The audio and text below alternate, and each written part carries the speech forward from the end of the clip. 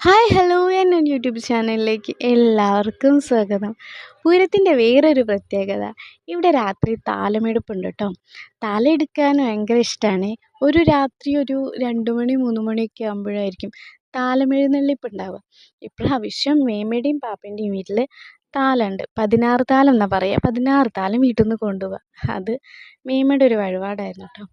അപ്പം ഞങ്ങളെല്ലാവരും ഒന്ന് അങ്ങോട്ട് പോയി. ചേച്ചിമാരും ഞാനും പിന്നെ അനിയത്തിയും ഒക്കെ കൂടിയിട്ട് ഞങ്ങൾ അവിടെ ആയിരുന്നു.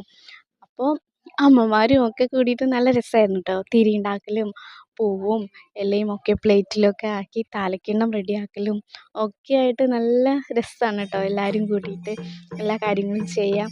അതിനുശേഷം താലം അണിയാൻ ആൾ വരും. താലം അണിയുക എന്ന് വെച്ച് കഴിഞ്ഞാൽ ഈ പറയും വിളക്കൊക്കെ വരയ്ക്കാൻ ആൾ വരും.